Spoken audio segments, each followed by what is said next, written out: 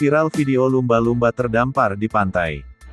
Setelah ditelusuri ternyata peristiwa itu terjadi di Desa Panda, Kecamatan Palibelo, Kabupaten Bima, Nusa Tenggara Barat.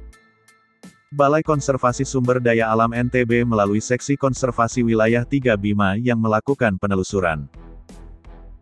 Kepala Seksi Konservasi Wilayah 3 Bima Bambang Dwidarto dalam keterangan tertulis menjelaskan lumba-lumba tersebut ditemukan warga terdampar di pantai Dusun Oiniu, Desa Panda, Jumat tanggal 10 September tahun 2021, sekitar pukul 10 WITA.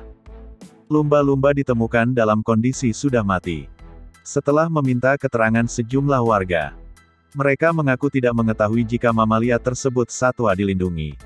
Warga setempat tidak mengetahui lumba-lumba tersebut merupakan satwa dilindungi undang-undang. Setahu mereka satwa tersebut merupakan ikan biasa, kata Bambang, dalam keterangan yang diterima Tribun Lombok. Minggu tanggal 12 September tahun 2021. Karena tidak tahu, warga kemudian mengangkut lumba-lumba menggunakan sepeda motor menuju Desa Panda.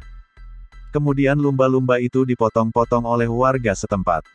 Selanjutnya dagingnya dibagi-bagikan kepada warga desa, terang Bambang.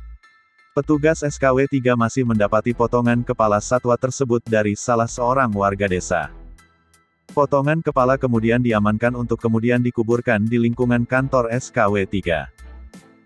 Menindaklanjuti laporan tersebut, Kepala BKSDA NTB Joko Iswanto memerintahkan Kepala SKW 3 Bima dan jajarannya memberikan edukasi kepada masyarakat setempat.